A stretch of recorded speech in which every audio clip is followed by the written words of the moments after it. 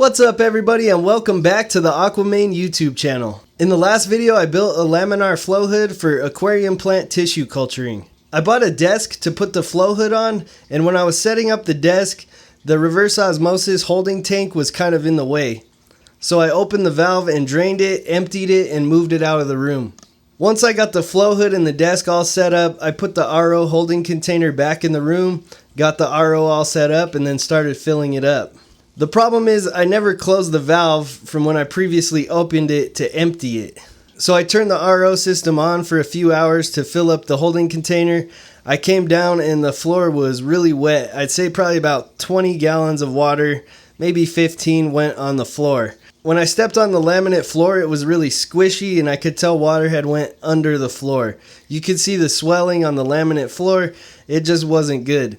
I pulled off the baseboards, I put a fan down, I was like, okay, maybe I can dry this out. But I came in the next day, the floor was still squishy, it was really humid in here. Laminate floor wasn't the best option for a fish room. If anyone's thinking about it, don't do it. So I went with vinyl floor. It clicks together the same way, it's easy to put in, but it's waterproof. So it'll be way better for the fish room anyway. Putting in the laminate floor when I first built the fish room was really easy because there was nothing in here. But this time I have a 40-gallon breeder and a 20-gallon long. You can see them right here.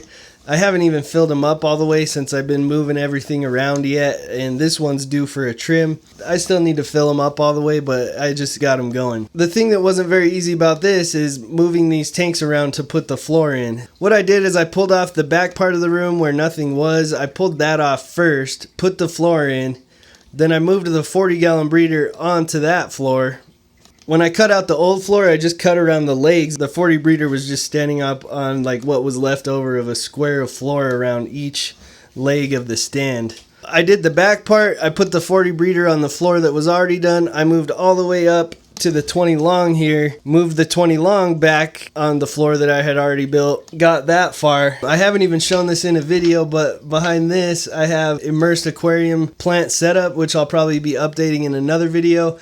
But I'll show a few shots of it right here. This part sucked too because I built the new floor and then I had to move the whole shelf onto the new floor, pull up the old floor, put it in, put the baseboards in, and then put the shelf back. So that's a little update on what's going on in this fish room. Tanks got neglected during this whole thing. It took me about a week to get the floor in, especially the upstairs iwagumi tank. It literally just got full of algae. It wasn't even letting the HC carpet grow. I got it all cleaned out. I cut all the algae out of the HC carpet. The HC is not looking good, but I think as long as I keep up on up tank and maintenance, it'll be back in action. Got that tank cleaned. I got to clean the 40 breeder. I got to, this tank was having really bad algae, but the good thing about moving all these tanks around so much is I was doing water changes every other day. So that really helped the tank. This tank is algae free now. Before this whole flood experience, this tank was kind of getting out of control with algae. It's kind of hard to upkeep on 3 high-tech planted tanks.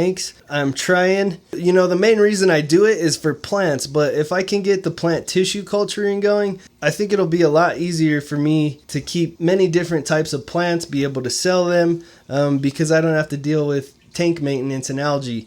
Even though I still have to deal with maintenance on my 3 tanks, I don't think I could go above any more tanks than 3. I think I'm at my limit, maybe a little bit over right now with the amount of time that it takes for maintenance.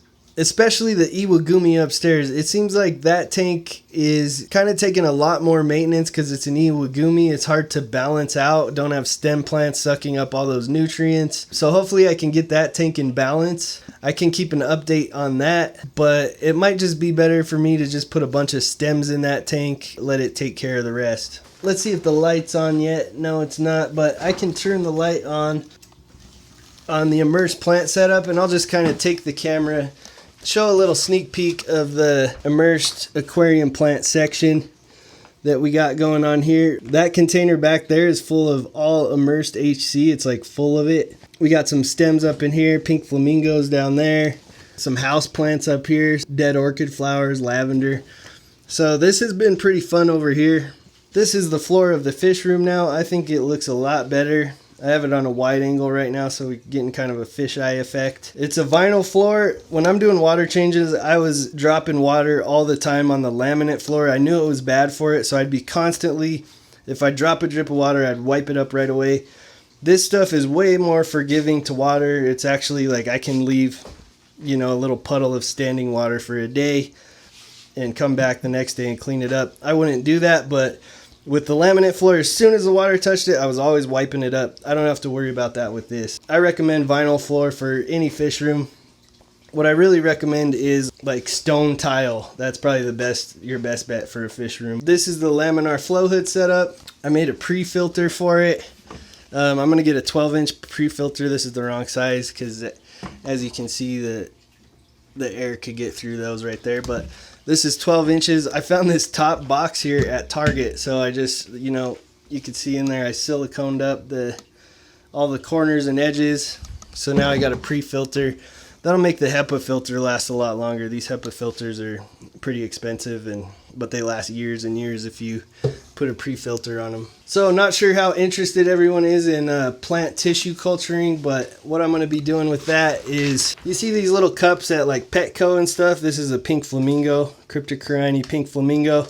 I'm going to be making these myself, and the whole idea of the Laminar flow hood is to not get any contamination. It grows in a media gel. It's completely sterile in there, and so if I opened this for a day, it would just start growing mold in there. I'm going to start making these myself with this beast right here.